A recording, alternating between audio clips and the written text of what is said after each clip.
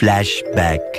അത്യാവശ്യം തിരക്കുള്ളൊരു ദിവസമായിരുന്നു. ഉച്ചരക്കേക്ക് പറഞ്ഞ കേക്കൊക്കെ വൈകുന്നേരം ഡെലിവറി ചെയ്തു. അതൊക്കെ സ്വാഭാവികം. ഡെലിവറി ടൈമൊക്കെ ഇങ്ങനെ മാറിക്കൊണ്ടിരിക്കും. അത് കഴിഞ്ഞിട്ടാണ് ഗ്രൂം ടു ബീൻ്റെ ഒരു കേക്ക് എൻ്റെ ഫ്രണ്ടിന്റെ ബ്രദറിന്റെ കല്യാണമായിരുന്നു. അപ്പോൾ അത് റെഡിയാക്കിയിട്ട് അതും കൊണ്ട് ഞാൻ കല്യാണം ഉണ്ട്, എനിക്ക് അവിടെ പോവാൻ വേണം. കേക്കും കൊണ്ട് പോകുന്ന വഴിക്ക് പട്ടീനൊക്കെ കണ്ടായിരുന്നു. ഇവളെ ഞാൻ എവിടെയോ കണ്ടിട്ടുണ്ടല്ലോ എന്നുള്ള ഒരു ഭാഗത്തിൽ എന്നെ ഒരു നോട്ടൊക്കെ നോക്കി. അങ്ങനെ ഞങ്ങൾ കല്യാണ വീട്ടിലെത്തി. അങ്ങനെ കേക്കും ഡെലിവറി ചെയ്ത് കല്യാണം കൂടാൻ പ്ലാൻ ചെയ്ത് എൻ്റെ പദ്ധതികളൊക്കെ തകരാറിലാക്കിയതാണ് നമ്മുടെ പവർ കട്ട് വന്നത്. പിറ്റേന്ന് രാവിലെ കൊടുക്കുക ഒരു പിസ്താഷ്യോ കേക്ക് ഉണ്ടായിരുന്നു. അതും ഓവനിൽ വെച്ചിട്ടായിരുന്നു ഞാൻ കേക്ക് ഡെലിവറി ചെയ്യാൻ പോയി. അത് കഴിഞ്ഞ് തിരിച്ചെത്തിയാണ് ഞാൻ ആ സത്യം അറിഞ്ഞത് പവർ കട്ടായി എന്നുള്ളത്. ഫ്യൂസ് പോയതായിരിക്കും എന്ന് വിചാരിച്ചിട്ട് ഫ്യൂസൊക്കെ കിട്ടുന്നൊക്കെ യൂട്യൂബിലൊക്കെ നോക്കി പഠിച്ച് ഞാനും ഉപ്പയും കൂടി ഫ്യൂസ് കെട്ടാൻ നോക്കി. സംഭവം ഫ്യൂസ് പോയതൊന്നുമില്ലേ, മൊത്തത്തിൽ എന്തോ വാളിപ്പോയതേനു. അങ്ങനെ രാത്രി ഒരു 10 മണിക്ക് ശേഷം ഇലക്ട്രീഷ്യൻ വന്ന് ഇതൊക്കെ ശരിയാക്കിപ്പോയി. ഞാൻ രണ്ടാമത് വീണ്ടും ഓവനിൽ കേക്കൊക്കെ കാറ്റി സെറ്റ് ചെയ്തെടുത്ത്. പിന്നെ ഫ്ലോപ്പായ കേക്ക് എന്ത് ചെയ്ത് നോക്കുന്നതിലൂടെ അതൊന്നും ചെയ്യേണ്ട, അതങ്ങനെ തന്നെ എടുത്ത് ഫ്രിഡ്ജിലവിടെ വെച്ചാൽ മതി. ആരെങ്കിലും വന്നെടുത്ത് കഴിച്ച് തീർത്തോളും. അങ്ങനെ കേക്ക് ഡെലിവറി ചെയ്ത ക്ഷീണം മാറ്റേ ഒരു പരിപ്പോടെ ഒരു ചായയും കുടിച്ച് നമ്മളിങ്ങ് പോകുന്നു.